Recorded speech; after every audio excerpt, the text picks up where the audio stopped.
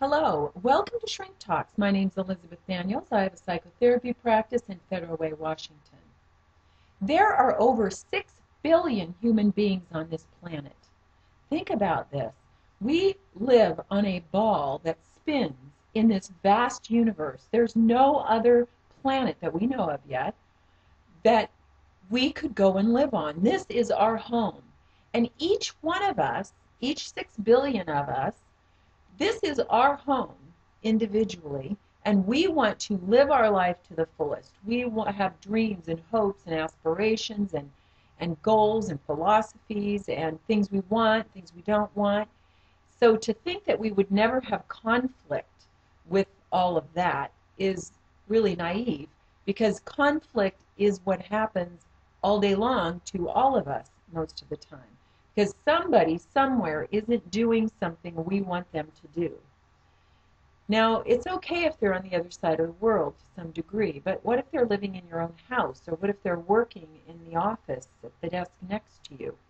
Being able to manage conflict that comes out of our own desires and philosophies and different ways of thinking, being able to handle that conflict is a very useful skill.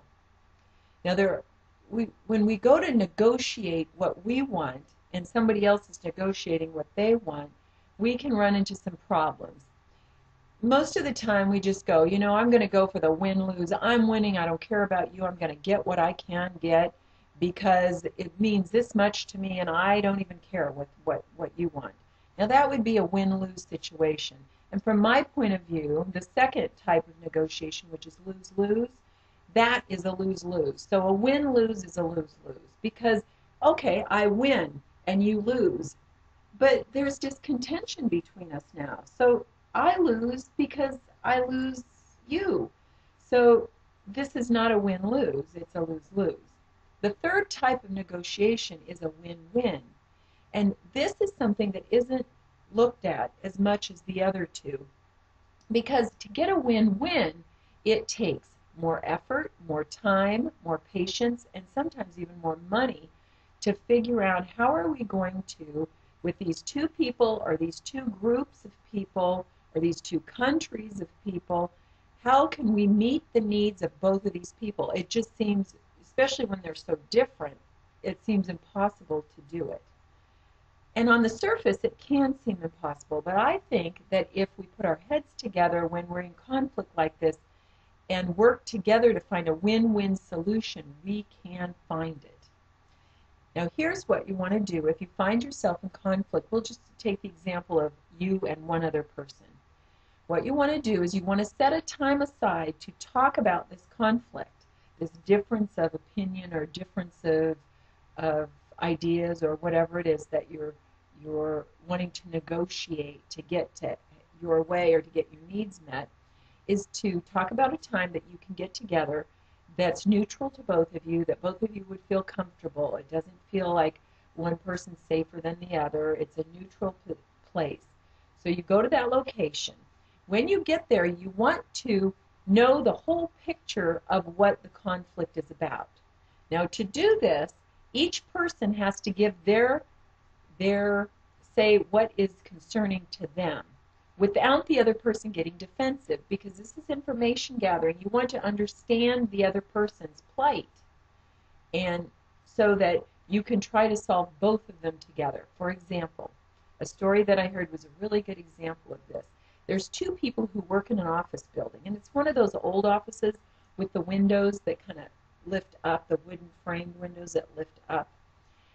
These two people share this office. One person has allergies, needs the window open because the fresh air kind of clears there's something in the room, this old building, that congests them, and then they get a little headache and they get a little raspy and they don't like it.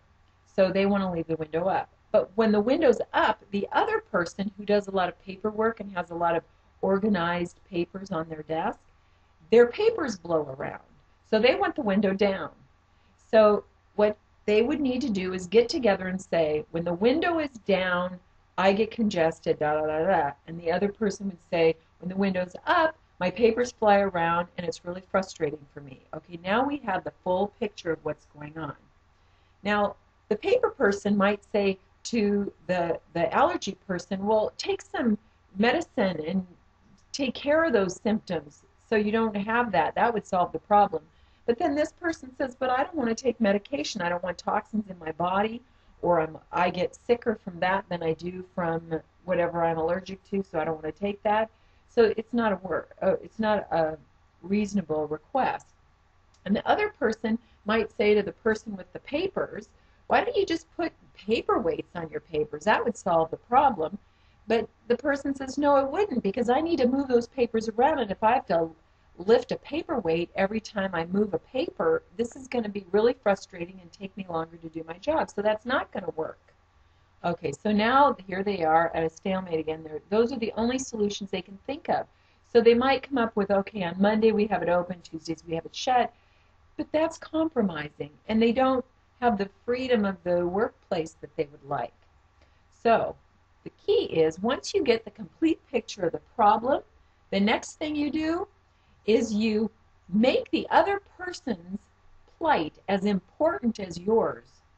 So that means a person with the allergy over here, she's concerned about her allergies, and in addition, she's concerned about the person over here with the papers. She wants the person to be able to work smoothly too, without paperweights, with the window, without the wind blowing on it. So now, well, what do you do to meet both of those needs? Now, the person with the paper, they need to be thinking about the person with the allergies and make the person with the allergies concerns just as viable and important as their own concerns about their paper. Now you've got two people's heads thinking about how can we meet both of these needs. So they go off and they think about it. And then they come back and they brainstorm. They just throw out all kinds of examples about how they might solve this problem. This is where creativity starts to run. And this is also why it takes longer to do, and you have to be more patient, because it's not a quick fix solution. It's more thought out. Eventually they came up with a solution. They would install a window that opened from the top down. Now when the air came in, it would circulate up and fall down into their working environment instead of blowing papers. Now there's where it could be more expensive, some of these solutions. Now there could be other solutions that you might come up with to solve both of their problems that doesn't cost perhaps as much as replacing a window. Maybe they could have installed some sort of plastic director of some kind, you know, on heating registers in homes. They have the little plastic cover that sort of directs the heat out so it doesn't go up. Maybe there's something like that they could get on the window, or maybe the person with the papers could put a screen or something around their desk, or maybe they need to reorganize the desk situation and where they're each sitting so that the wind goes more from the window, goes more towards the person with the allergies than the person with the desk and the papers. The idea here is that there are viable options if we take the time to think about them and make the other person's concern our concern. Now, during this negotiation process, you want to be open-minded. If somebody suggests something, don't be on the defense right away. No, that won't work. Be open-minded and go, would that work? I don't like the idea. I don't like what I'm hearing, but let me think for a minute. Because maybe from their idea that you don't like, you'll come up with some more information that you maybe didn't think about, which could add to the pool of ideas, and voila, you have your solution that fits both of your concerns. So your exercise challenge for this week is to take a look at your relationships. Where are you having this difference of opinion, this struggle, that you feel you could negotiate a win-win with that person? Try it out and liberate your mind one thought at a time. Bye.